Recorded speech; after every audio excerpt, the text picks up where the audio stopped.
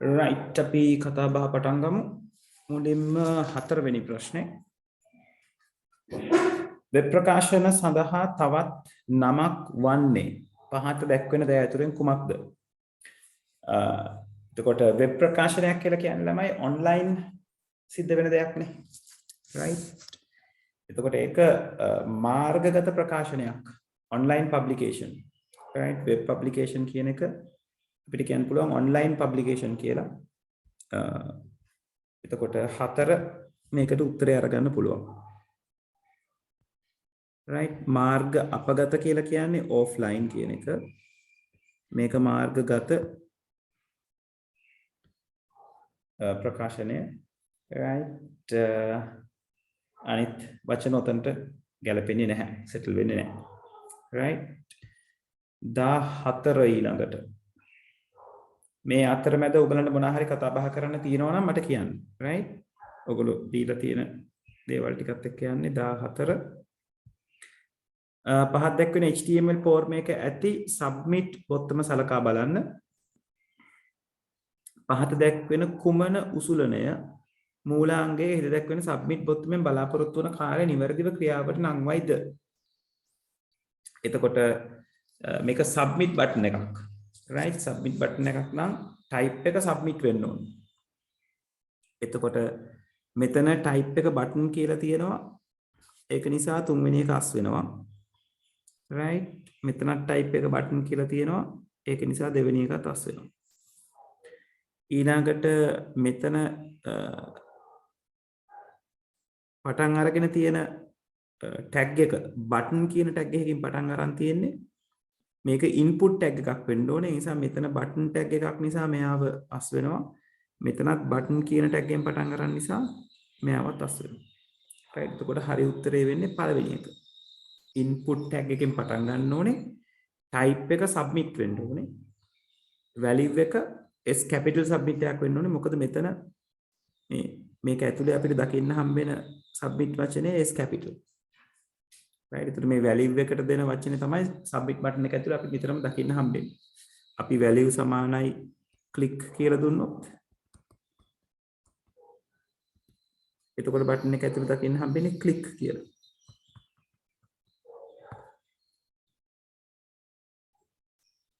right? එතකොට ඒකට අදාළව නිවැරදි උත්තරේ වෙන්නේ 1. ඊළඟට 15 පහත් දැක්වෙන CSS නීතිය අතුරින් කුමක් school.png නම් ගොනුවේ ඇති අනුරුව වෙබ් පිටුවක පසුතලය ලෙස විදහු කරයිද? පසුතලය background එක විදිහට. right? ඒතර background image එකට අදාළ CSS එක නම් අපිට පාවිච්චි කරන්න තියෙන්නේ background dash image.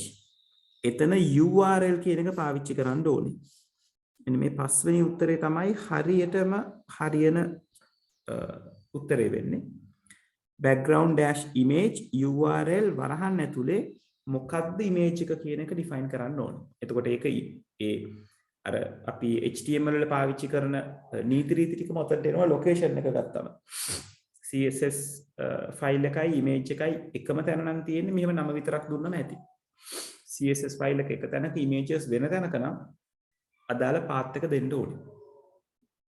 right? ඒ වගේම CSS ඇතුලේ double quotes පාවිච්චි වෙන ප්‍රමාණය බොහොම අඩුයි.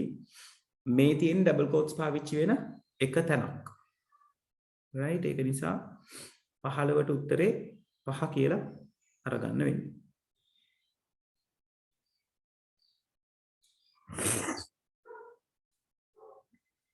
ඔව්. 16 විද්‍යුත් තැපැල් පද්ධතිවල තැපැල් සේවාදායකගෙන් පණිවිඩ ලබා ගැනීම සඳහා තැපැල් සේවා ග්‍රාහක භාවිතා කරන නියමාවලිය වනුයේ. දැන් මෙතන කතා කරන්නේ තැපැල් සේවාදායකයක් මේල් ක්ලයන්ට් එකක් ගැන. right? ඊළඟට මේල් සර්වර් එකක් ගැන. තැපැල් සේවාදායකය කියලා කියන්නේ මේල් සර්වර් එකක්. තැපැල් සේවා ග්‍රාහකය කියලා කියන්නේ මේල් ක්ලයන්ට් කෙනෙක්, ඊමේල් ක්ලයන්ට් කෙනෙක්. එතකොට මේ ඊමේල් සර්වර් එකෙන් ඊමේල් ක්ලයන්ට් කොහොමද මොනවාද data කියන එක නැත්නම් එයාගේ message එක කියන එක retrieve කරගන්න කියන එක. right? ඒතර මෙතනදී අරගත්තම මේ තියෙන්නේ ඔයාගේ කම්පියුටර් එක නම් ඔයා මේකෙන් නම් ඔයාගේ මේල් එක බලන්නේ ඔයා තමයි client වෙන්නේ. right? email client.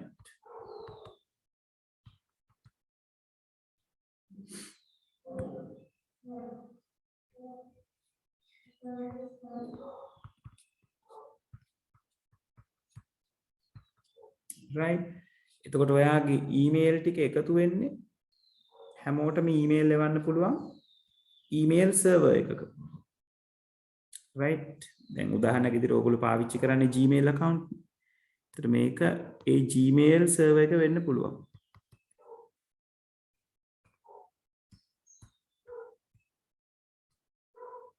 right? එතකොට මෙතන තමයි හැමෝගෙම emails තියෙන්නේ. right? ඒකේ ඔයාට අදාළ email එක ඔයා ගාවට ගෙන්න ගන්න පාවිච්චි කරන්න පුළුවන්. කියන ඔයා ගාවට ගෙන්න ගනිද්දී අපි username password දීලා අපේ email account එකට log වෙනවා කියලා කියන්නේ මෙන්න මේ email server එකේ තියෙන එක ඔයගලන්ට email client එකෙන් ඔයාගේ machine එකෙන් පෙන්නනවා. email client කියන්නේ ඔයාගේ machine එක. right? ඔය කියන communication එකට අයිති වෙන protocol එක මොකක්ද කියලා තමයි ඔතනදී කතා බහ කරන්නේ. right? එතකොට අපි ඊමේල් වලට අදාළව මේක ඔයගලන්ගේ සිලබස් එකේ ලොකුවට නැහැ. right? නමුත් ඔක දැනගෙන ඉන්න එක වටිනවා. මොකද මේල් සර්වර් එක කියන එක දැන් සිලබස් එකේ කතා බහ කරන්නේ නැහැ වැඩිය. right? නමුත් දැනගෙන සිටීම වැදගත්. right? හදිස්සියවත් කියනකොට ප්‍රොටෝකෝල් සම්බන්ධයෙන් ඕවා පොඩ්ඩක් ඔයගලන්ට ත්‍රෝ කරන්න පුළුවන්. කොහොමද කතන්දරේ සිද්ධ වෙන්නේ කියලා. right? එතකොට මේ කියන කමියුනිකේෂන් එකට බලපාන ප්‍රොටෝකෝල් එක තමයි IMAP කියලා අපි කියන්නේ. Internet Message Access Protocol කියලා අපි කියන්නේ. right?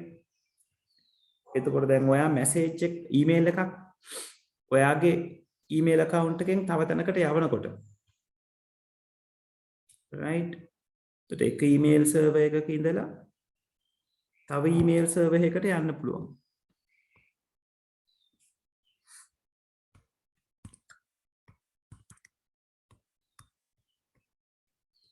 right? අපි හිතමු මේක Gmail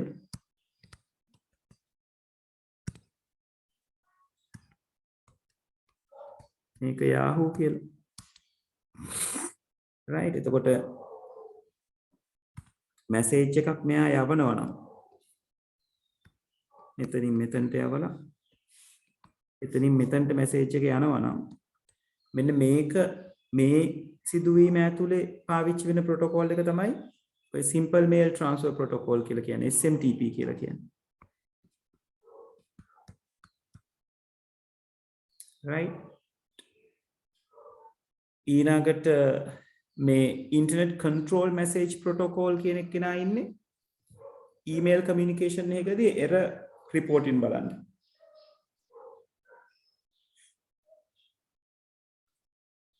right? එතකොට email communication එකක errors මොනවාද සිද්ධ වෙන්නේ කියන එක සම්බන්ධයෙන් මග බලා ගන්න protocol එක තමයි ICMP Internet Control Message Protocol කියලා කියන්නේ. ICMP කියලා කියන්නේ. right? එතකොට IMAP එක server එකෙන් client email බලා ගන්න උදව් කරන කෙනා.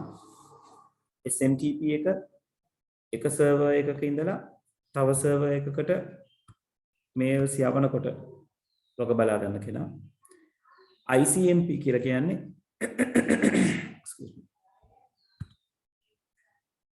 ICMP කියලා කියන්නේ error reporting.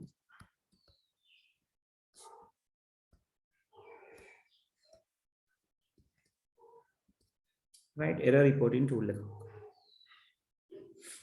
right FTP කියලා කියන්නේ මොනවද? file transfer protocol. files දෙකක් files යම් ප්‍රමාණයක් transfer කරගන්නකොට උදාහරණයක් විදිහට අපේ කම්පියුටර් එකේ ඉඳලා අපි අප්ලෝඩ් කරනවා නම් ෆයිල් එකක්.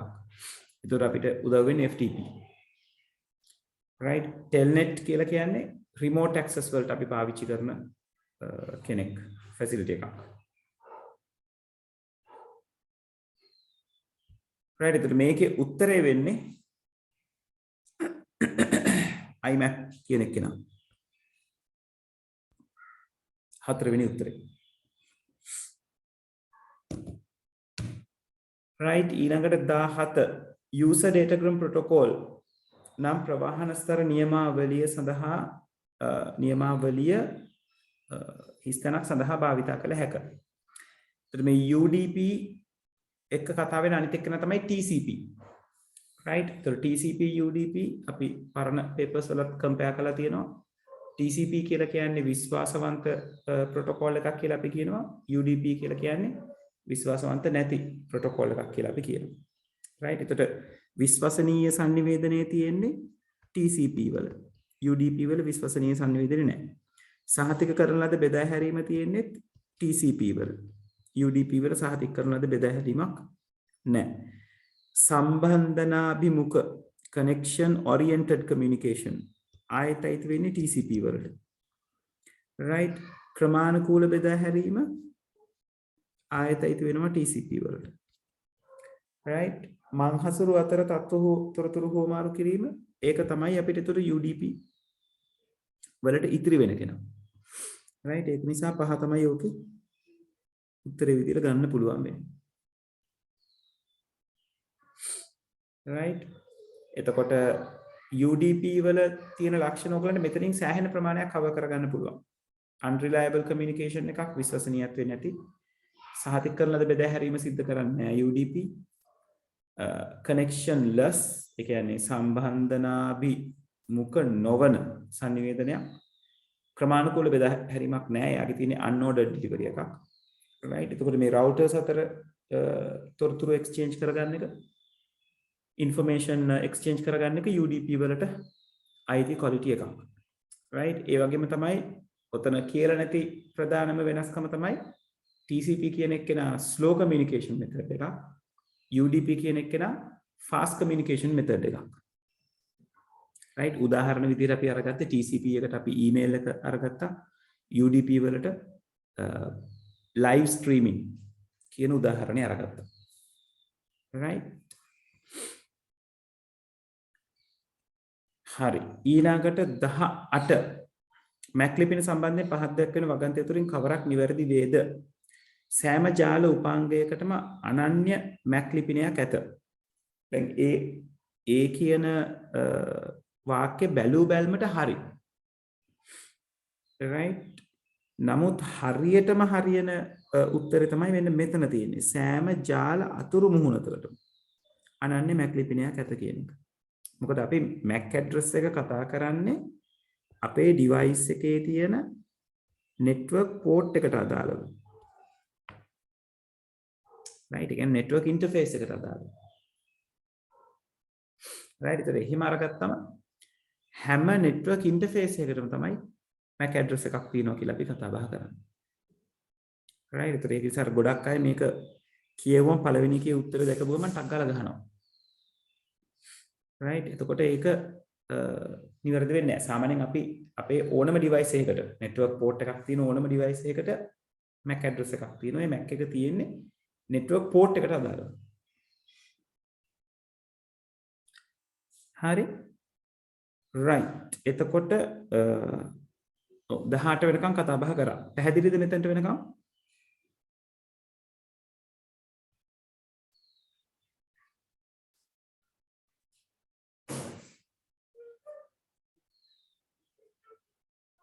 ඔවලමයි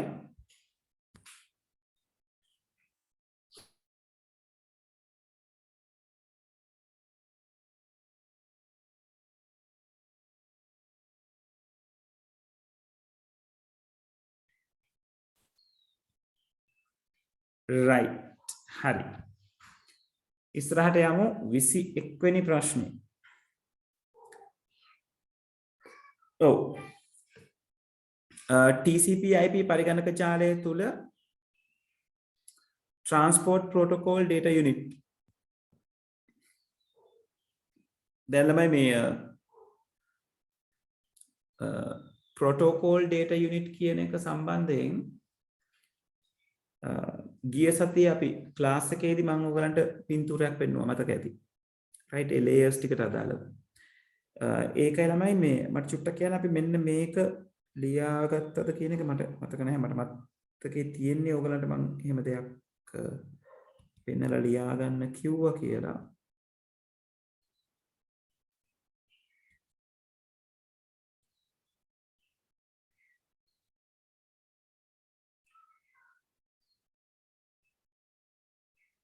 ඔව් මෙන්න මේ ටික අපි ලියාගත්තද ළමයි? මේ OS layer එකට එන protocol මොනවද? ඊළඟට devices මොනවද? ඊළඟට මේ ඒගොල්ලන්ට අදාළව තියෙන මොනවාද? PDUs ටික දැන් ඔය ප්‍රශ්නේ තියෙන PDU එක සම්බන්ධයෙන් අරගෙන protocol data unit. ඕක ගැන අපි ලියාගත්තද ළමයි?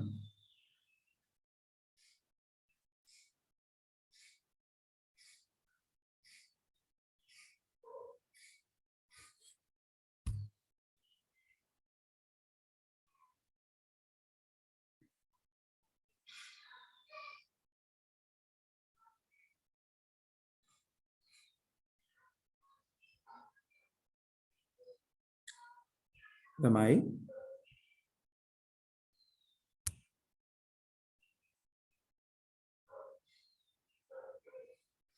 right okay. හරි. ළමයි PDU ටිකත් ලියා ගන්න. PDU එක ලියලා නැහැ. අනිත් දෙක ලියලා කියලා තියෙනවා. right PDU ටිකත් ලියා ගන්න මේවා අදාළ layer එකට අදාළව ලියා ගන්න. physical layer එක කියන්නේ පහළම layer එකට තමයි bits අයිති වෙන්නේ. right. එතකොට මෙයා අයිති වෙන්නේ මේ layer එකට. right. ඊළඟට මෙයා අයිති වෙන්නේ data link layer එකට. packet එක අයිති වෙන්නේ network layer එකට. segment එක transport layer එකට. data එක අයිති වෙන්නේ application layer එකට. right ඔයගොල්ලෝ ලියපු තැනටම PDU කියන එකත් ලියා ගන්න. PDU කියලා කියන්නේ protocol data unit කියන එක.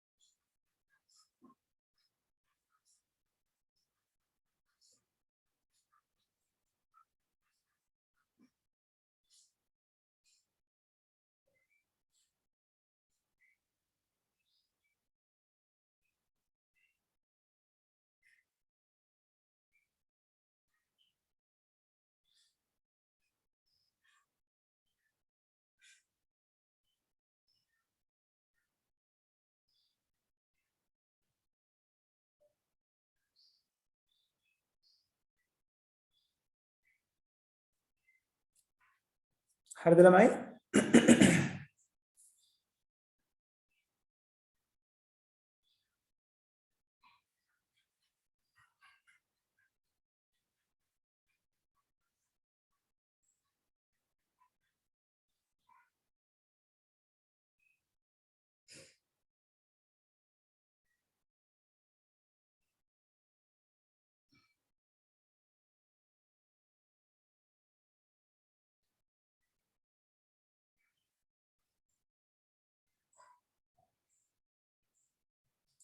ළමයි හරිද?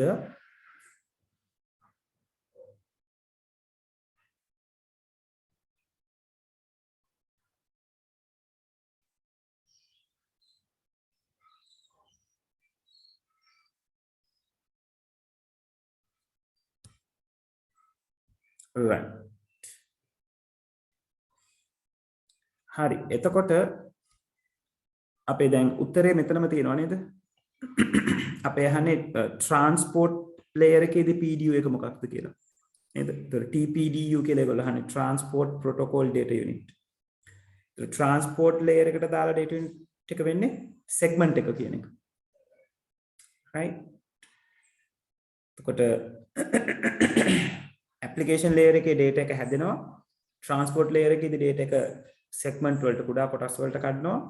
නෙට්වර්ක් ලේයර් එකේදී කඩපු කුඩා කොටස් ටික පැකට් වලට දානවා. ඩේටා ලින්ක් එකේදී ඒ හැදෙන පැකට්ස් ටික ෆ්‍රේම් වලට දානවා. ෆිසිකල් එකේදී ඒ හැදෙන ෆ්‍රේම්ස් ටික බිට්ස් බවට පරිවර්තනය වෙනවා. ඒ කියන්නේ සිග්නල් එක බවට පරිවර්තනය වෙනවා. right? right. එතකොට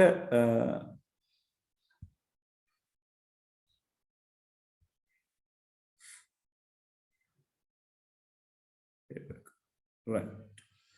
එතකොට පරිගණක ජාලය තුළ ට්‍රාන්ස්පෝර්ට් ප්‍රොටෝකෝල් ඩේටා යුනිට් එක හඳුන්වන්නේ සෙග්මන්ට් එකක් විදිහට. right? කොටසක්.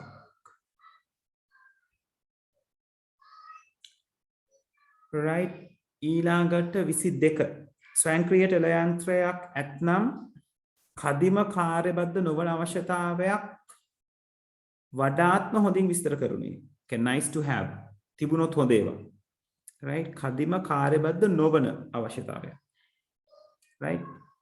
ඒ කියන්නේ මේක අත්‍යවශ්‍ය කාර්යබද්ධ නොවන අවශ්‍යතාවයක් නෙවෙයි, non functional requirement එකක් අහන්නේ තිබුණොත් හොඳ. right? පද්ධතිය පරිශීලකයන්ට මුදල් ආපසු ලබා ගැනීමේ පහසුකම ලබා දිය යුතුයමය. මේක කාර්යබද්ධ අවශ්‍යතාවයක්. කාර්යබද්ධ නොවන නෙවෙයි, පැහැදිලිවම. පද්ධතිය පරිශීලකයන්ට මුදල් තැන්පත් කිරීමට ඉඩ දිය යුතුයි. ආයසරයක් කාර්යබද්ධ අවශ්‍යතා. පද්ධතිය සියලුම සංනිවේදන සඳහා බිටු 256ක ගුප්ත කේතනයට භාවිතා කළ යුතුයමය. අන්න ඒක කාර්යබද්ධ නොවන කියලා අපිට අරගන්න පුළුවන්.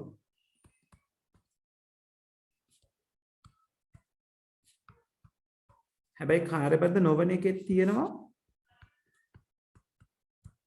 අත්‍යවශ්‍ය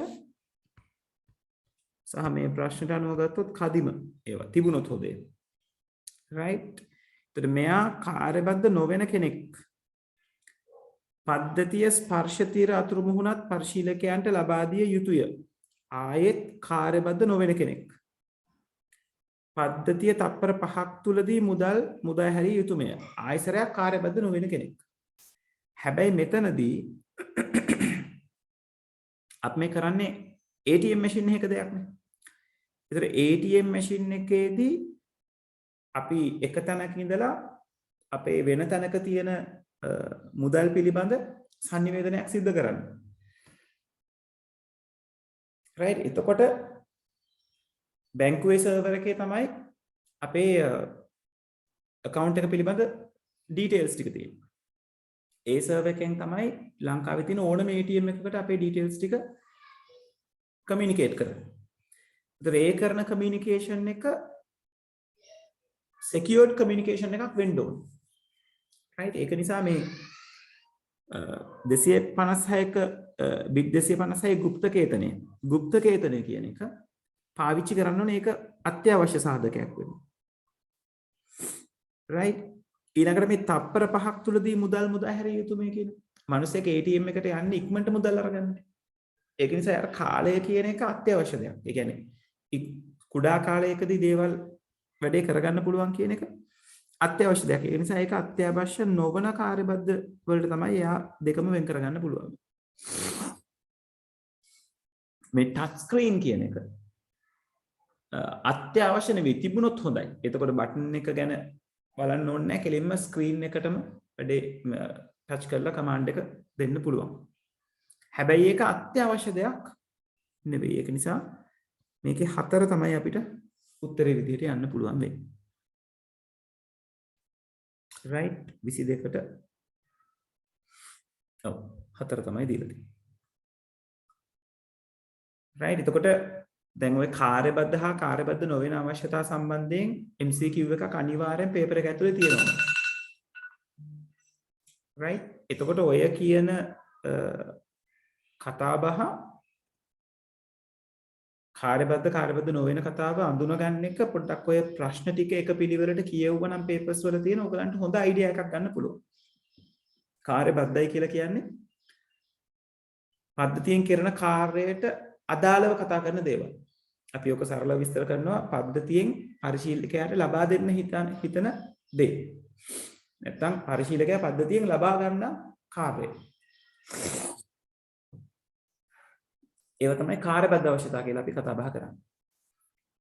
right? ඒක කාර්යබද්ධ නොවන අවශ්‍යතා කියලා කියන්නේ අර කාර්ය සිදු කර ගන්නකොට තියෙන සීමාව. right? හරි 23 වෙනි එක්කෙනා ගැන අහලා තියෙනවා. අලෙවිතරතුරු පද්ධතියක දත්ත ගැලීම් සටහනක දක්වා ඇති පහත සංකේතය. ඔව් හිස්තනක් අඩංගු වූ ගෙවීම් තොරතුරු නිරූපණය කරයි. ඔව් මෙතන තියෙන්නේ T1 වරහන් ඇතුලේ M අකුර දාලා. එතකොට ඕකෙන් අදහස් වෙන්නේ temporary manual කියන එක. right? ඒ කියන්නේ අත්‍යුරු తాවකාලික දත්ත ගබඩාවක් තමයි මේ කතා කරන්නේ. right? එතකොට ඉහත වගන්ති හිස්තන පිරීමට වඩාත් යෝග්‍ය වන්නේ පහත කවරක්ද? එතකොට අපි මේ පහලින් බලන්න ඕනේ මැනුවල් ටෙම්පරරි කෙනෙක් කවුද ඉන්නේ කියලා. right? එතකොට මේකේ තියෙනවා ගොනු බන්දේසිය, ඝන කඩදාසි ගොනුව, ගොනු කැබිනට්ටුව. දැන් මේ 4යි 5යි කෙලින්ම එන්නේ නැහැ. මොකද මේ වෙවිලා ඩිජිටල් ඒවා. hard disk එක ගැන කතා කරන්නේ දෘඩ disk එකක් ගැන කතා කරනවා කියලා කියන්නේ hard disk එකක තියෙන දේවල් ඒ කියන්නේ ඩිජිටල්. මේ තුන් දෙනාගෙන් මේ දෙන්න කියලා කියන්නේ permanent කට්ටිය. ස්ථිර දත්ත ගබඩාව. ගොනු බන්දේසිය තමයි temporary එක. right? ඒක නිසා පළවෙනි එකට තමයි ඕගලන්ට උත්තරේ යන්නේ. මොකද ගොනු බන්දේසියක් කියලා කියන්නේ දැන් සාමාන්‍ය කාර්යාලයක වැඩ කරනකොට වැඩ කරන කෙනෙක්ගේ ගොඩක් වෙලාවට මේසෙ තියෙනවා ෆයිල් ට්‍රේස් දෙකක්. එන ෆයිල් ට්‍රේස් සහ යන ෆයිල් ට්‍රේස් කියලා. මේ එන ෆයිල් සහ යන ෆයිල් කියලා. ඒතර එන ටික තියන්නේ එන කියන ෆයිල් ට්‍රේ එකේ, යන ඒවා තියන්නේ යන කියන ෆයිල් ට්‍රේ එකේ. කියන්නේ වැඩ කරන්න ආපු ඒවා එක තැනක, වැඩ කරලා ඉවර ඒවා තව තැනක. ඒවා නිරන්තරයෙන් ඔය කියන data ටික ගබඩා වෙලා තියෙන තැන නෙවෙයි. වැඩේ ඉවරුනම එතනින් මේ data එක අරගන්නවා. right? ඒක නිසා 23ට එක උත්තරය අරගන්න පුළුවන්. හරි. ඊළඟට 26.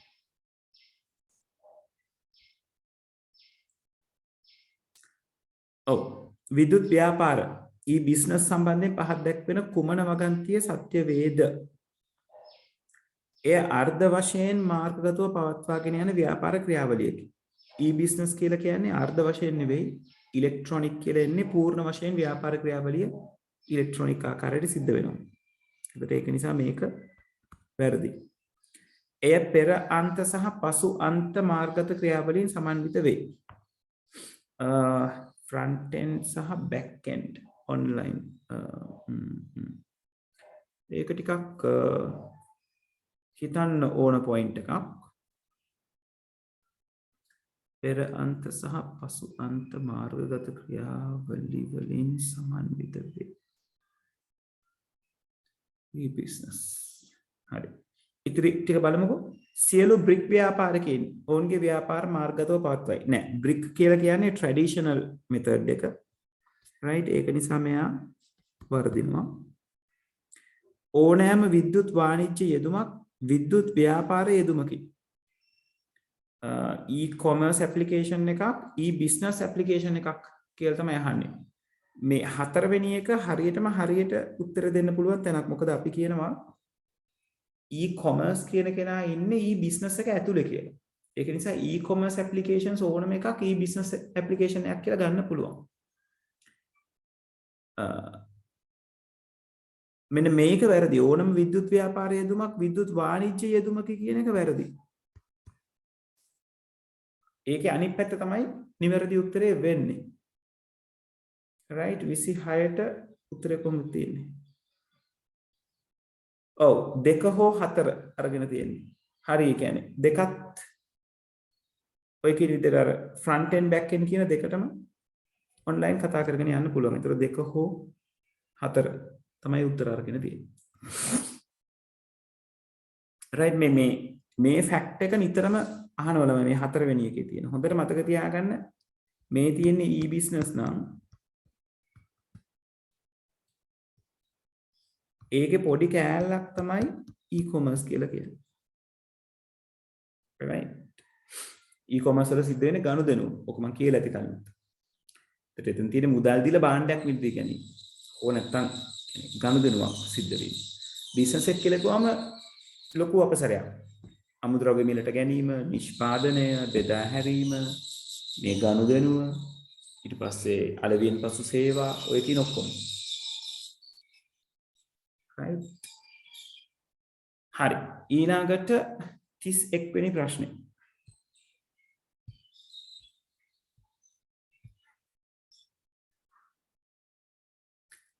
right මෙතෙන්දි කියනවා ඔව් මේ සම්බන්ධව තියෙන මේ සම්බන්ධතාව සලකන්න කියලා student index number national id number name date of birth gender blood group ඒ කියලා තියෙන මේ index number යනු අනන්‍ය උපලක්ෂණයක් වන අතර name උපලක්ෂණයේ index number උපලක්ෂණය මත මුළුමනින්ම ආයත්ත වේ. right ඒ කියන්නේ ඒගොල්ලෝ පොඩි hint එකක් දීලා තියෙනවා මේ name කියන කෙනා තවදුරටත් බෙදා වෙන් කළ නොහැකි කියලා. ඒකයි ඔය depend වෙනවා කියලා කියන්නේ. right එතකොට මෙතන අහලා තියෙනවා ඉහත සම්බන්ධතාවය ප්‍රමත අවස්ථාව සම්බන්ධයෙන් පහත් දක්වන වගන්තිය අතුරින් කුමක් නිවැරදි වේද? ඔව් එතකොට ප්‍රමත කරන අවස්ථාව මෙතනදී අහන්නේ index number කියන එක අනන්‍ය උපලක්ෂණය කියලා තියෙන. ඒතර index number කියන්නේ primary key එක කියලා අපිට අරගන්න පුළුවන්. මේ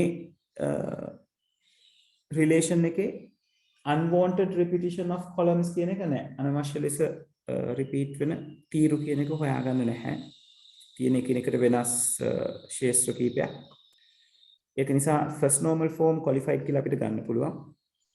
ඊළඟට national id number name date of birth gender blood group මේ හැම දෙයක්ම පුද්ගලයෙකුට අදාළ උපලක්ෂණ. right ඒ කියන්නේ student ටත් අදාළව අපිට මේ ටික අරගන්න පුළුවන්.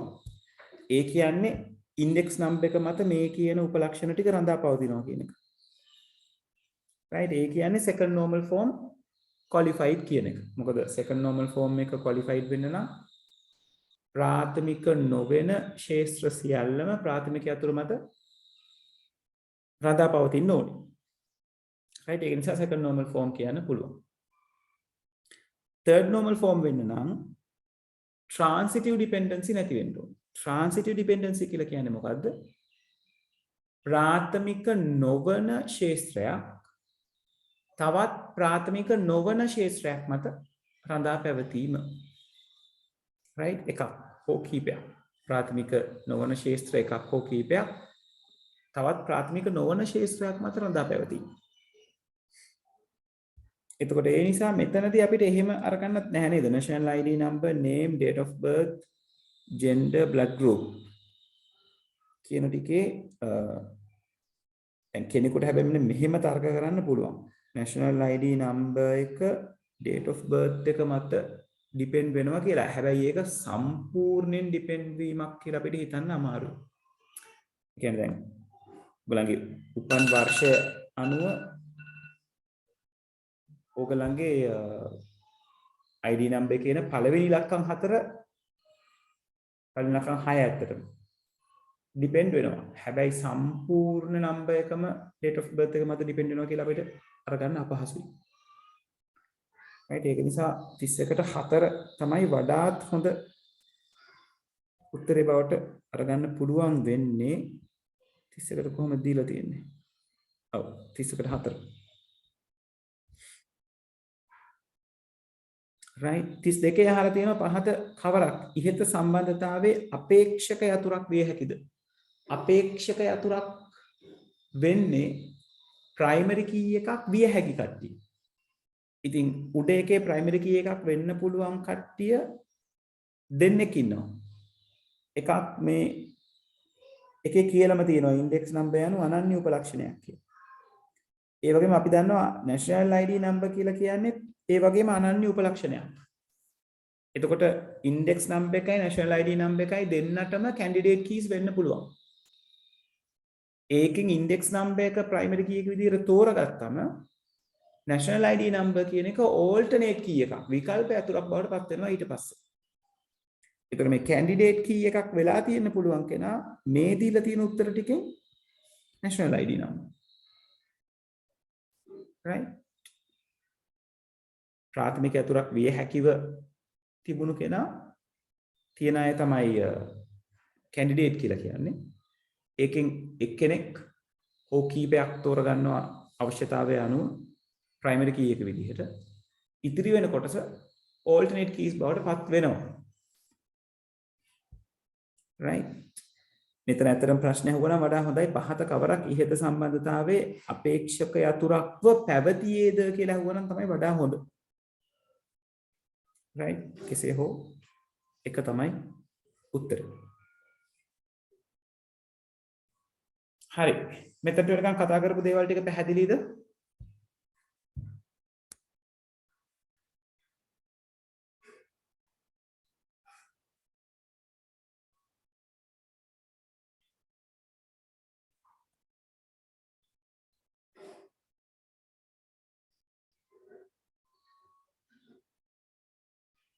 ඔව් ළමයි.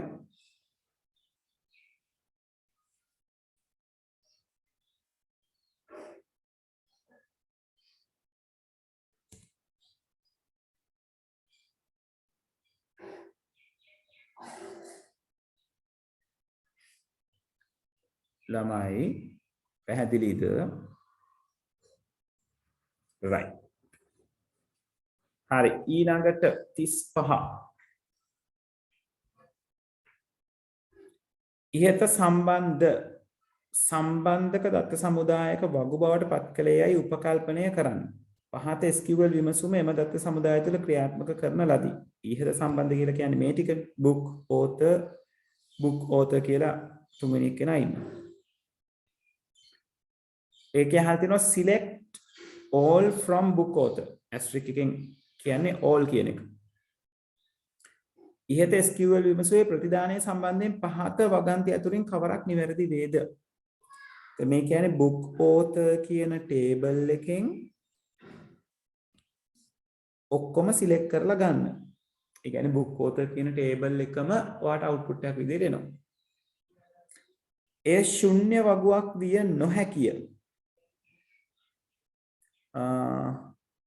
book number author ID. ඔව්. ශුන්‍ය වගුවක් විය නොහැකිය. දැන් මෙහෙම දෙයක් තියෙනවා. මේ වෙනකොට ඒ table එකට entry එකක් ඇවිල්ලා නැත්තම් ඒ කියන්නේ book author කියන table එකේ දත්ත නැති වුණා නම් ශුන්‍ය වගුවක් ඉදිරිපත් වෙන්න පුළුවන්. right? අපි පොඩ්ඩක් ඔහොම තියලා බලමු. එහි title තීරය ඇතුළත් වේ. පැහැදිලිවම වැරදි. title තීරය ඇතුළත් වෙන්නේ නැහැ. හම්බෙන table එකේ එන්නේ book number author ID කියන තීරු දෙකක් සහිත table එකක් තමයි output වෙන්නේ. right? ඒතර පැහැදිලිවම title තීරය ඇතුළත් වේ කියන එක වැරදි. name තීරය ඇතුළත් වේ කියන එක පැහැදිලිවම වැරදි. ප්‍රතිදානය ලබා දීම සඳහා book author යන වගු සියල්ල භාවිත කරයි. පැහැදිලිවම වැරදි මේක කියලා තියෙන්නේ book author පාවිච්චි කරන්න කියලා විතරයි. ඒක නිසා book and author කියන කට්ටිය පාවිච්චි වෙන්නේ නැහැ. එයාගේ table එකේ එක හැදෙනකොට book ID එකයි author ID එකයි ඇවිල්ලා තියෙනවා table එකට. නමුත් මේ SQL query එක execute කරනකොට පාවිච්චි වෙන්නේ book author විතරයි. ඊළඟට book author වගුවේ ඇති සියලුම උපලැකි ප්‍රතිදානයේ ඇතුළත් වේ. book author වගුවේහි ඇති සියලුම උපලැකි ප්‍රතිදානයේහි ඇතුළත් වේ. මෙන්න මේක ළමයි concretely හරි උත්තරයක්. පහ. පළවෙනි කෙනාගේ තියෙන ඒ ශුන්‍ය වගුවක් විය නොහැකිය කියලානේ. වෙන්න පුළුවන්. මොකද රෙකෝඩ්ස් නොතිබ්බොත් නිකන් අපිට වගුව විතරක් එන්න පුළුවන්. හෙඩින් එකත් එක්ක නිකන් empty වගුවක් එන්න පුළුවන්. ඒක නිසා පස්වෙනි එක හරියටම හරි උත්තරේ කියලා අපිට අරගන්න පුළුවන්.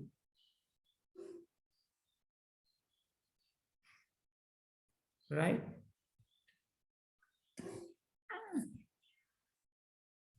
ඊළඟට 38 පහත් දැක්වෙන කුමන වගන්තිය නිවැරදි වේද?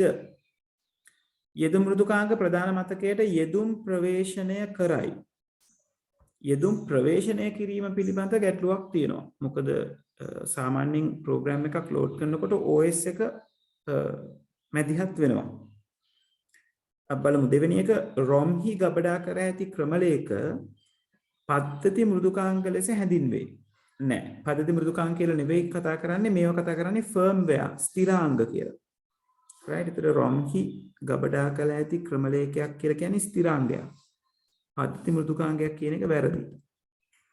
පර්යන්ත උපාංග අතර දත්ත සංනිවේදනය සඳහා පද්ධති මෘදුකාංග සහාය දක්වයි. පර්යන්ත උපාංග අතර දත්ත සංනිවේදනය සඳහා පද්ධති මෘදුකාංග සහාය දක්වයි. මෙහෙම දෙයක් තියෙනවා. පර්යන්ත උපාංග දැන් printer එක ගත්තොත් printer එක කියලා කියන්නේ පර්යන්ත උපාංගයක්. right? peripheral device එක. එතකොට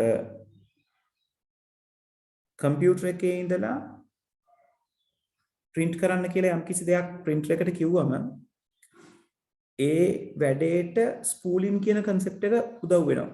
spooling කියන කෙනා පාවිච්චි වෙන්නේ නැත්නම් ලබා දෙන්නේ operating system එක නිසා. ඒතර operating system එක කියලා කියන්නේ පද්ධති මෘදුකාංගය. right? ඒක නිසා සරලව ගත්තොත් තුන්වෙනි එක හරි. හරි, අපි බලමු කොහොමද කියලා. උපයෝගිතා මෘදුකාංග සාමාන්‍යයෙන් ROM හි ගබඩා කරයි. නෑ, ඒක වැරදි. ROM වල නෙවෙයි hard disk එකේ store වෙන්නේ. රෙදි සෝදන යන්ත්‍ර තුල උපයෝගිතා මෘදුකාංග ස්ථාපනය කර ඇත. ඒකත් වැරදි. right?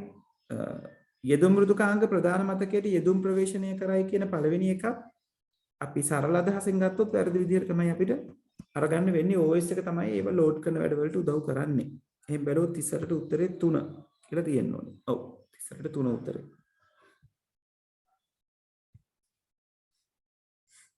right? එතකොට මේ වැඩේට spooling ඊළඟට පර්යන්ත උපාංග අඳුන ගන්න device drivers කියන ඒවා ඒවත් පද්ධති මෘදුකාංග තමයි උදව් කරන්නේ. 40 HTML භාවිතා කරන CSS හා සම්බන්ධ පහත් දැක්වෙන වගන්ති සලකා බලන්න. ගොනු කීපයක ඇති HTML මූලාංග විදහව් කිරීම එක් රටා පත්‍රයකින් නිර්වචනය කළ හැකිය. ගොනු කීපයක ඇති HTML මූලාංග විදහව් කිරීම එක් රටා පත්‍රයකින් නිර්වචනය කළ හැකිය. ඔව්. CSS external CSS එකකට ඒක කරන්න පුළුවන්.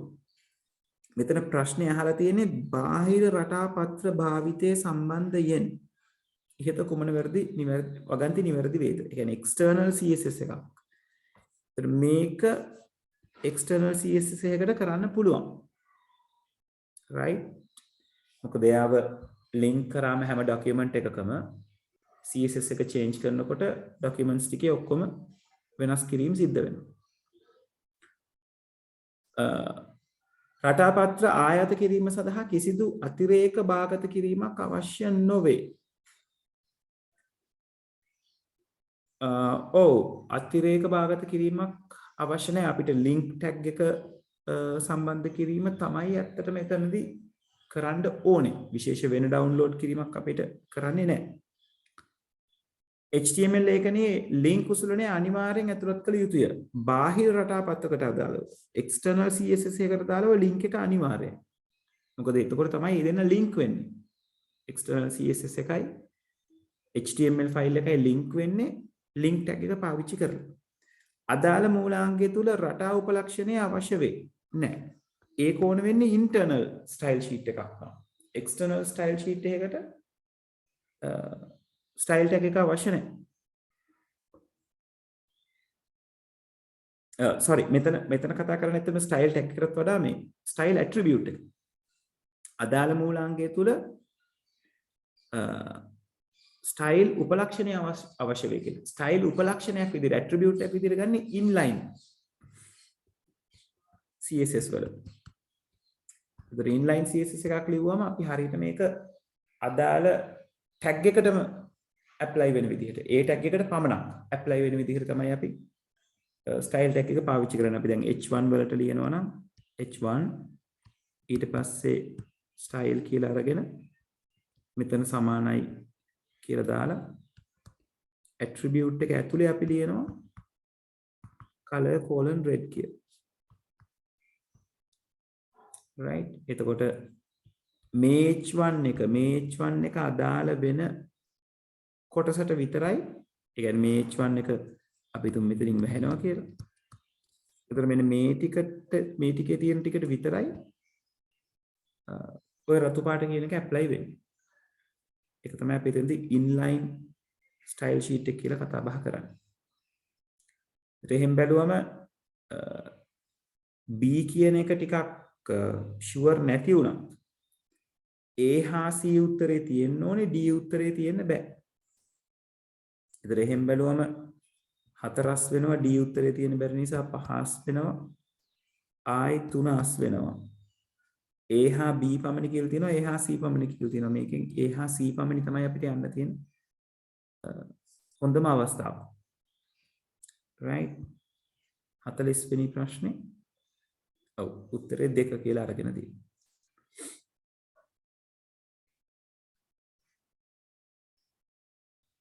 right එතකොට මේක රටාපත්‍ර ආයතනයක නිසා කිසිදු අතිරේක භාගත කිරීමක් අවශ්‍ය නොවේ කියන එක මේගොල්ලෝ වැරදි කියලා තමයි අරගෙන තියෙන්නේ. හැබැයි ඒක එච්චර ෆෙයා තරක් නෙවෙයි.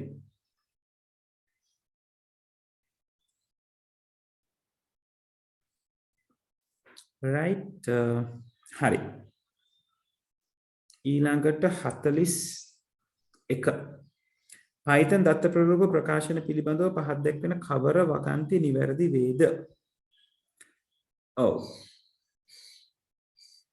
ළමයි මෙන්න මේකත් පොඩ්ඩක් ලියාගන්න මේකත් එක්ක එනකොට මම මේ දෙත ඔයගලන්ට ලියුණා නම් හොඳයි කියලා හිතනවා. කියන්නේ immutable ඊට පස්සේ index type non index type ඔය වගේ තියෙනවා සෙට් එකක්. මේ Python වල data types සහ data structures right ඒ කියන්නේ අපි Python වල අරගත්තොත් data type විදිහට ගත්තොත් අපිට තියෙනවානේ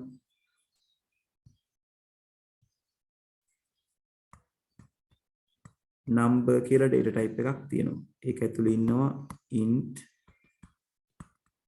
float complex කියලා තුන් දෙනෙක්.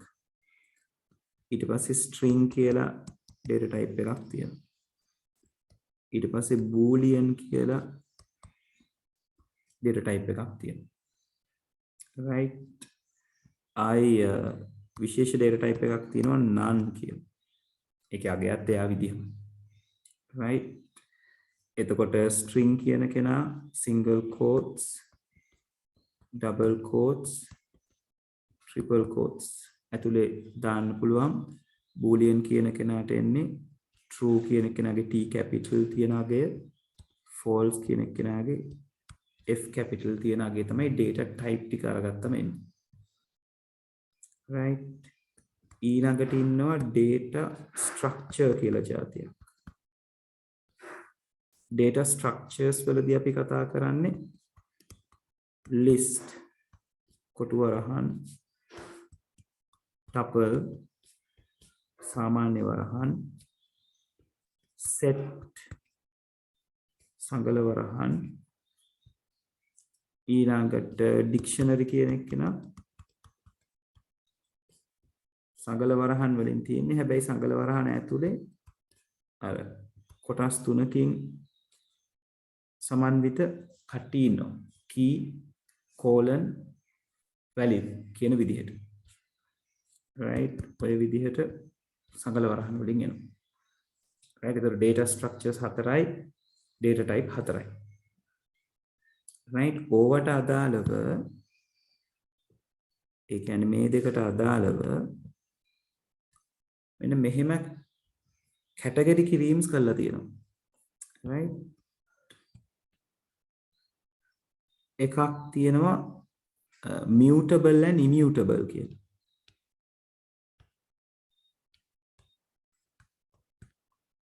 mutable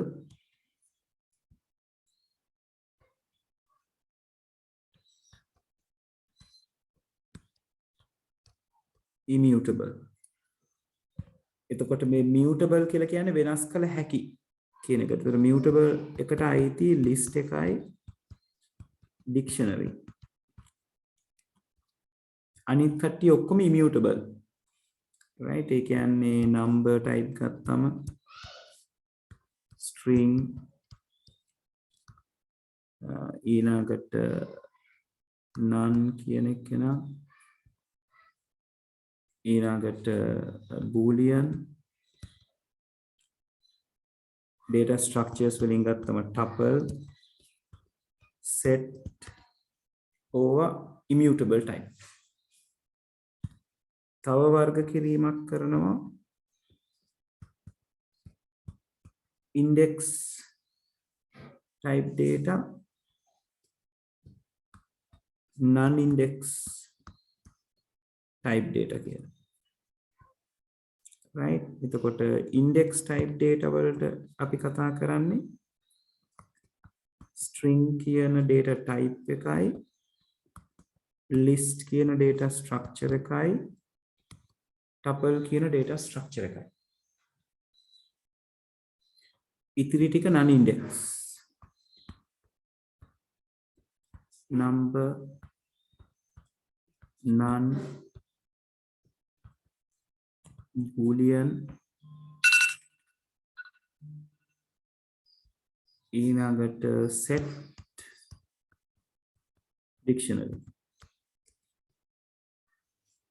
ඔය ටික non index ආයි තියෙනවා ළමයි ordered and unordered කියලා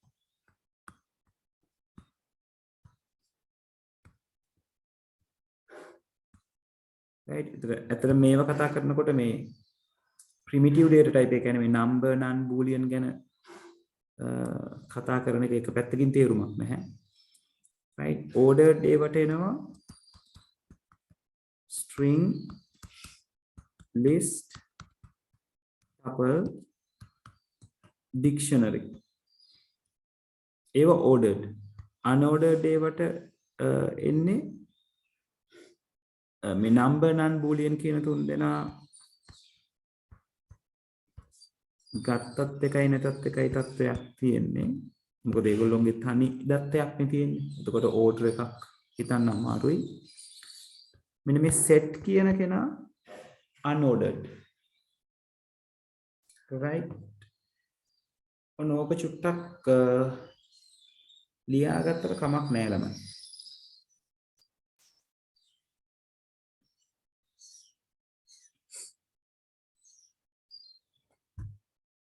පොඩ්ඩක් ලියා ගන්න එතකොට අපි ඊළඟට කතා කරමු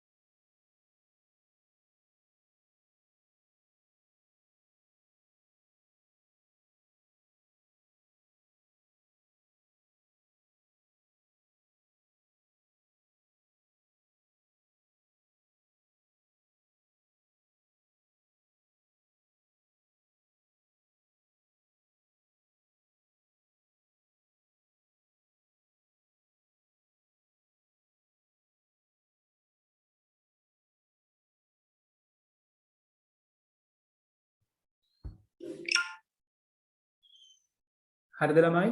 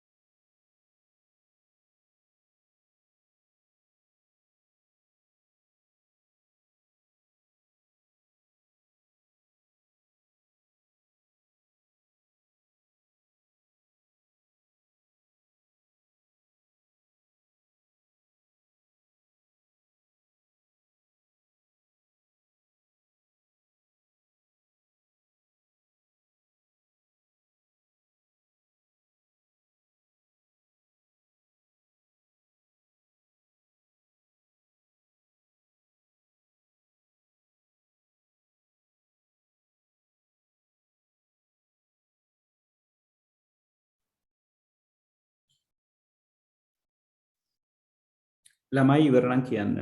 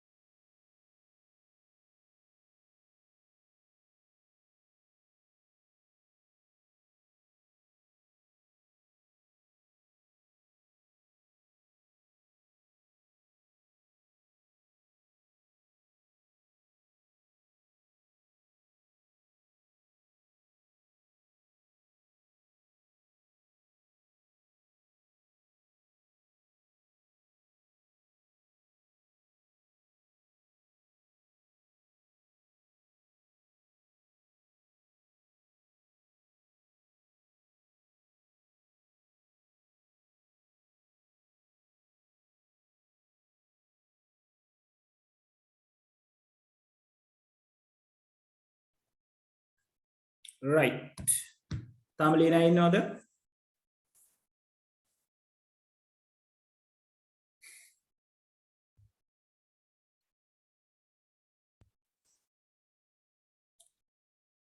හරි. අපි එනම් ප්‍රශ්න පැත්තට යමු. මෙතෙන්දී අහලා තියෙන ප්‍රශ්නේ තමයි Python දත්ත ප්‍රරූපය පිළිබඳ පහත් සඳහන් කවරක් නිවැරදි වේද?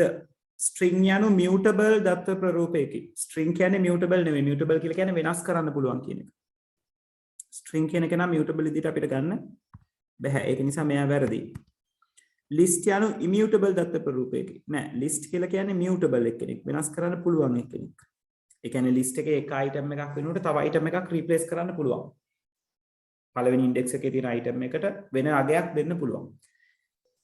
dictionary එකෙත් ඒක පුළුවන්. අනිත් එකකවත් ඒ වැඩේ කරන්න බෑ. 1 2 3 කොටු වරහන් දාලා ටපල් එකක් කියලා කිව්වොත් වැරදි. සාමාන්‍ය වරහන් තිබ්බොත් ටපල් එකක් කියලා ගන්න පුළුවන්. 1 2 3 කොටු වරහන් එක ප්‍රකාශනයේ ක්‍රියාත්මක කළ විට දෙක ලබා දෙයි.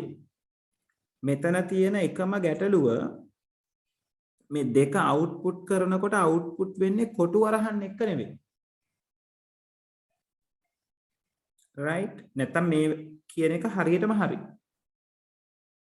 right? හැබැයි මේ කොටු වරහන් ආපු එක තමයි ඔතන තියෙන ගැටලුව. කොටු වරහන් එන්නේ අපි ස්ලයිස් කරොත් විතරයි. මෙතන වෙන්නේ ස්ලයිස් කිරීමක් නෙවෙයි. 1 2 3 කොටු වරහන් 1 කියලා කියන්නේ 1 2 3 කියන ලිස්ට් එකේ පළවෙනි ඉන්ඩෙක්ස් එක. මොකක්ද කියලා යහන්නේ. පළවෙනි ඉන්ඩෙක්ස් එකට අදාළව තියෙන්නේ අගය 2. ඒතර පළවෙනි ඉන්ඩෙක්ස් එකේ අගය තමයි අවුට්පුට් වෙන්න ඕනේ. 5 කියන එක පැහැදිලිවම හරි. මේ තියෙන ඩික්ෂනරි එක. ඒතර ඩික්ෂනරි එකේ කී එකට ඒ කියන්නේ මේ කොටස් දෙකක් තියෙනවනේ. කොටස් දෙකෙන් කී එක කියන කෙනාට ගන්නේ සාමාන්‍යයෙන් ඉන්ටිජර් එකක්, ඉන්ටිජර් ටයිප් එකක්, ස්ට්‍රින්ග් ටයිප් එකක්, බොහොම කලාතුරකින් ටපල් ටයිප් එකක් ගන්නවා. වැලියු වලට ඕන එකක් ගන්න පුළුවන්. වැලියු එක තියෙන පැත්තට ඕන එකක් දාන්න පුළුවන්. ඕන જાතියක වැලියු එකක් දාන්න පුළුවන්. ඒතර 41කට අදාළව ඔයගලන්ට තියෙන උත්තරේ 5. right. ඊළඟට 43 පහක් දක්වන Python වගන්තිය සලකන්න. ඔව්. ඒතර මේ තියෙන්නේ මෙන්න මේ කියන ලිස්ට් එක මෙන්න මේ කියලා තියෙන විදිහට ස්ලයිස් කරන්න කියලායි කියන්නේ. ඒතර ස්ලයිස් කරන්න කියන්නේ කොහොමද? දෙකෙන් පටන් ගන්න ඉවර වෙන තැනක් කියලා නැහැ. පියවර කියලා තියෙනවා ස්ටෙප් එක දෙකෙන් දෙකට යන්න කියලා තියෙනවා. ඒ කියන්නේ දෙවෙනි ඉන්ඩෙක්ස් එක කියලා කියන්නේ කවුද? එක කියන්නේ බිඳුව ඉන්ඩෙක්ස් එක, මෙතන දෙක කියන්නේ පළවෙනි ඉන්ඩෙක්ස් එක, මෙන්න මෙයාට තමයි දෙවෙනි ඉන්ඩෙක්ස් එක කියලා කියන්නේ. ඒ කියන්නේ පටන් ගන්නෙ 3ෙන්. 3ෙන් පටන් අරගෙන ඉවරයක් නැහැ කියලා කියන්නේ අන්තිම වෙනකන් යන්න ඕනේ. end එකක් කියලා නැහැ කියන්නේ ලිස්ට් එකේ ඉවර වෙන තැනට වෙනකන් යනවා. හැබැයි දෙකෙන් දෙකට යන්නේ. එහෙනම් 3 සිලෙක්ට් කරගන්නවා, 5 සිලෙක්ට් කරගන්නවා. ඕක කොටු අරහන් ඇතුලේ එන්න ඕනේ. ඒක නිසා 4 තමයි උත්තරේ. right. මොනම ආකාරයේ ස්ලයිස් එකක්. දැන් මේ temp කියන එක ඕගලන්ට ටපල් එකක් විදිහට දීලා ආයෙත් ඕක දුන්නොත් right. එයා අවුට්පුට් වෙන්නේ මේ විදිහටම තමයි. කොටු අරහන් එක්කම තමයි. right. ඔය දේවල් මතක තියාගන්න. හරි. 46.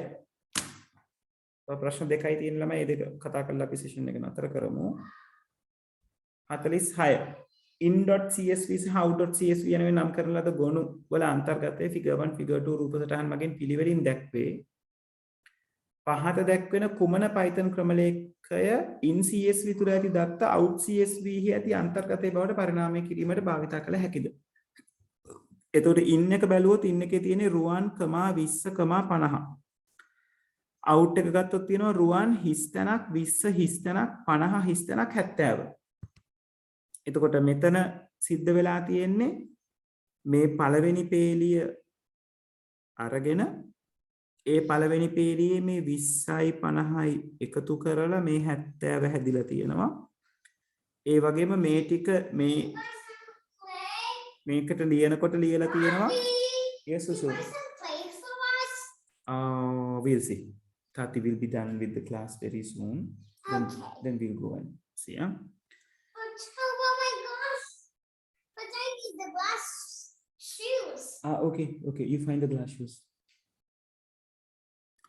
right. එතකොට රුවන් 20,50 කියලා තියෙනවා. ලියනකොට රුවන් එකක් නැහැ. 20 50 අරගන්න 20 50 එකතු කරලා 70 අරගන්න. ඔක තමයි වෙන්න ඕනේ. right. එතකොට උත්තර ටික බැලුවොත් F1 කියන එක්කෙනා කියවන්න ඕපන් කරගෙන තියෙනවා හැම එකකම. ඒ කියන්නේ ඒ ලයින් එකේ ගැටලුවක් නැහැ. in.csv කියන එක්කෙනාමයි පාවිච්චි කරලා තියෙන්නේ රීඩ් කරන්න. එතකොට ඒක හරි. out.csv එක write කරන්න ඕපන් කරන්න ඕනේ. මෙන්න මෙතන ඕපන් වෙලා තියෙනවා රීඩ් කරන්න. ඒක නිසා පළවෙනි එක වර්ධිනවා. මේක write කරන්න ඕපන් කරලා තියෙන්නේ මෙයත් write කරන්න, මෙයත් write කරන්න, මෙයත් write කරන්න ඕපන් කරලා තියෙනවා. ඊළඟට for loop එකක් පාවිච්චි කරලා තියෙනවා හැම උත්තරේම, ඒ කියන්නේ ඉතිරි වෙච්ච හැම උත්තරේම for loops තමයි පාවිච්චි වෙන්නේ. දැන් මෙයාව අපි පාවිච්චි කරන්නේ නැහැ. එතකොට මෙතන for එක හරියට define වෙලා තියෙනවා. for එකේ variable එක line, file object එක f1 කියලා අරගෙන තියෙනවා. මෙයත් ඒ විදිහටමයි, මෙයත් ඒ විදිහටමයි, මෙතනත් ඒ විදිහටමයි පාවිච්චි වෙලා තියෙන්නේ. ඒතර ඒ කියන්නේ මේ for එක මේ විදිහට ලිව්වම සිද්ධ වෙන්නේ f1 කියන ෆයිල් ඔබ්ජෙක්ට් එක. ඒ කියන්නේ මෙයා IT ෆයිල් එක in.csv එක්කෙනාගේ පළවෙනි පේලිය මෙන්න මේ line කියන variable එකට assign කර ගන්නවා. right? ඊළඟට කියලා තියෙනවා දෙවෙනි එකේ line එක strip කරන්න කියලා. strip කරනවා කියලා කියන්නේ line.strip කියන එකෙන් කියන්නේ ඉස්සරහිනුයි පිටිපස්සෙන්මයි තියෙන හිස් අවකාශය අස් කරන්න කියන එක. හැබැයි මෙයා ස්ට්‍රිප් කරලා විතරක් මදි ස්ප්ලිට් කරගන්නත් ඕනේ. ස්ප්ලිට් කරගත්තොත් විතරයි අපිට මේ 20යි 50යි කියන කොටස් වෙන් වෙන්ව අරගන්න පුළුවන් වෙන්නේ. මොකද ලයින් එකට ගන්නකොට ලයින් එක ගන්න මේ සම්පූර්ණ ලයින් එක. එතකොට මේ සම්පූර්ණ ලයින් එකක් ගත්තම ලයින් එක අදාළ තැනකින් කියන්නේ ලයින් එක right උදාහරණයක් විදිහට ලයින් එක කොහොම ගන්නකොට මේ ලයින් එකේ data තියෙන්නේ මේ කොටසේ නම් මෙන්න මේ ඉස්සරහින්මයි පිටිපස්සෙන්මයි තියෙන ටික නැති වෙනවා split method එකෙන්. ඊළඟට මෙතන කමා වලින් බෙදලා තියෙන ටික තියෙන තනි item එකක් විදිහට ඒක කොටස් වලට කැඩෙනවා split කියන එකෙන්. right එතකොට strip method එකයි split method එකයි දෙකම ඕනේ. දැන් මෙතන strip විතරයි තියෙන්නේ split එක නැහැ. දෙවෙනි උදාහරණය. දෙවෙනි උත්තරේ. ඒක නිසා මෙතනින් එහාට මේ ප්‍රෝග්‍රෑම් එක යන්නේ නැහැ. ඒ කියන්නේ ගියාට වැඩක් නැහැ. මෙතන ස්ප්ලිට් කරලා තියෙනවා කමාවෙන්. ඒ කියන්නේ කමාව තියෙන තැනින් ලයින් එක කැඩෙනවා කොටස් වලට. ඒක ලිස්ට් එකක් බවට පත් වෙනවා ඊට පස්සේ. ඒක නිසා ඒක හරියටම හරි කරලා තියෙන වැඩේ. මෙතනත් වැඩේ හරියටම කරලා තියෙනවා. මෙතනත් වැඩේ හරියටම කරලා තියෙනවා. එතකොට ස්ට්‍රිප් කරා ස්ප්ලිට් කරා. ඊළඟට කියලා තියෙනවා ටෝටල් එක ගන්නකොට item 1 කියන කෙනාව int එකක් කරලා item 2 කියන කෙනාව int එකක් කරලා එකතු කරන්න කියලා. දැන් output එක බැලුවොත් ඉන්නේ කට්ටියම int වලින් තමයි නේද? මේ ෆයිල් එකේ 20 50 70. ඒක නිසා int එකක් බවට පරිවර්තනය කරගන්න එක හොඳයි. ඇයි int එකක් බවට පරිවර්තනය කරන්නේ මේ item එකට list එක වැටෙනකොට ඒක ඇතුලේ තියෙන ඔක්කොම items වැටෙන්නේ string values විදිහට. right? ඒ කියන්නේ item කියන කෙනාට assign වෙන්නේ මෙයාගේ පළවෙනි පේලිය අරගත්තොත් රුවන් කියන කෙනා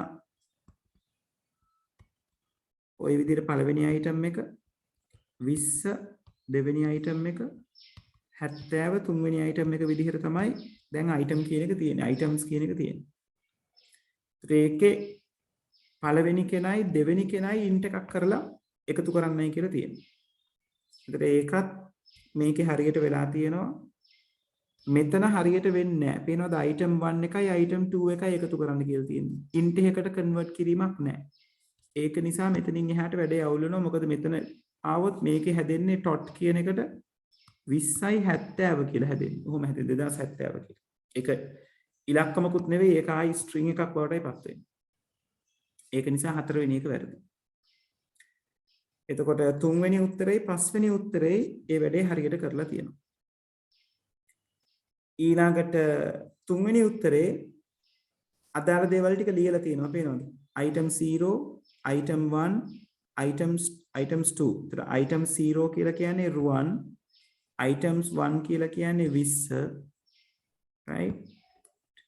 items 2 කියලා කියන්නේ 70.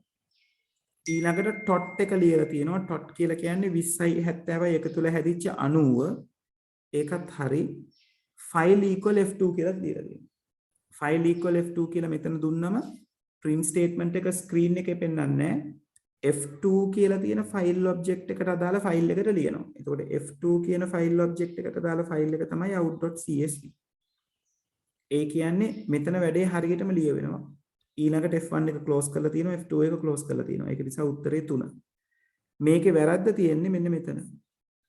පස්වෙනි එකේ වැරද්ද තියෙන්නේ F1 එකට තමයි ලියන්න කියලා තියෙන්නේ. F1 එකට නෙවෙයි ලියන්න ඕනේ. F1 කියලා කියන්නේ අපි read කරන ෆයිල් එක. අපි ලියන්න ඕනේ F2 object එකට. right? ඒක නිසා තුන්වෙනි එක තමයි උත්තරේ විදියට හම්බෙන්නේ. පැහැදිලිද ළමයි?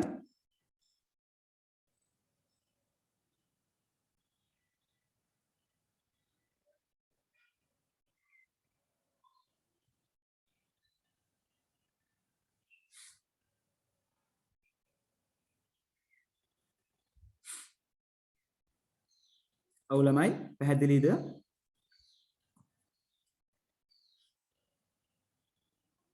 හරි. right 50 වෙනි එකේ කතා කරලා තියෙනවා. පහත දැක්වෙන වගන්ති සලකන්න. අදාළ පාරිසරික වෙනස්කම්. එතන මේ මෘදුකාංග ඒජන්ත පද්ධතියක ගුණාංග අහලා තියෙනවා. අදාළ පාරිසරික වෙනස්කම් වලට ප්‍රතිචාර දැක්විය හැක. ඔව් පුළුවන්. මෘදුකාංග ඒජන්තයෙක් කතා කරනකොට මම කිව්වා නිතරම මිනිස්සෙක් ගැන ඔළුවේ තියාගන්න. හොඳින් අර්ථ දක්වා ඇති පරිශීලක උපදේශ අනුව සෑම විටම ක්‍රියා කරයි. නෑ හොඳින් අර්ථ දක්වා ඇති පරිශීලක උපදේශ නැහැ ඒජන්ට් කෙනෙකුට. ඒජන්ට් කියන්නේ එයාට ඇල්ගොරිතම් එක දීලා තියෙන්නේ එන්වයරන්මන්ට් එක අඳුනගෙන ඒකට අදාළව වෙනස් වෙවි වැඩ කරන්න කියලා. හොඳින් අර්ථ දැක්වුවොත් වෙන්නේ අපි කියන එක විතරයි එයා කරන්නේ.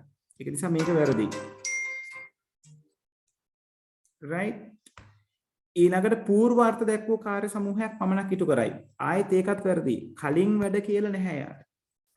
එයාට කියලා තියෙන්නේ environment එක මෙන්න මේ වගේ කියන එක එයාට කියලා තියෙනවා. environment එක වෙනස් වුණොත් ඒකට අදාළව වෙනස් වෙවි වැඩ කරන්න ඕන ඇල්ගොරිතම් එක යාගාව තියෙනවා. එයා තමයි තීරණය කරන්නේ මොන විදිහටද වෙනස් වෙවි වැඩ කරන්නේ කියන එක අදාළ පරිසර තත්ත්වය යටතේ. අසම්පූර්ණ තොරතුරු මත තීරණ ගැනීමට හැකියාව ඇත. පැහැදිලිවම මිනිස්සුත් අපිත් කරනවානේ අසම්පූර්ණ තොරතුරු මතනේ. අපි දැන් විභාගයට එන ප්‍රශ්නයක් ගෙස් කරනවා කියලා කියන්නේ අසම්පූර්ණ තොරතුරක් මත තීරණ ගැනීමක්. right ඒක නිසා හරි උත්තර වෙන්නේ A හා D පමණි තුන්වෙනි එක. right 50ට දාලා එතකොට 3 තමයි ඔයගලන්ට උත්තරේ ගන්න තියෙන්නේ. හරි එතකොට ෆස්ට් පේපර් එක ඉවරයි. ඊළඟ සතියේ සෙකන්ඩ් පේපර් එක ළමයි ඊළඟ සතියේ ක්ලාස් එක කරන්න වෙන්නේ නැහැ. නිවාඩුවක් ගමු.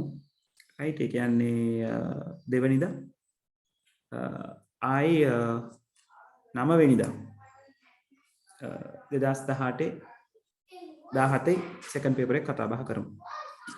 right හරි එහෙනම් මම අදට මෙතනින් සෙෂන් එක නතර කරනවා. මම හිතනවා අමතර ප්‍රශ්න නැතුව ඇති කියලා තියෙනවා නම් අහන්න. නැත්නම් කටියට ඩිස්කනෙක්ට් වෙන්න පුළුවන්. thank you very much. හැමෝටම happy new year ළමයි. right ගිහින් thank you very much.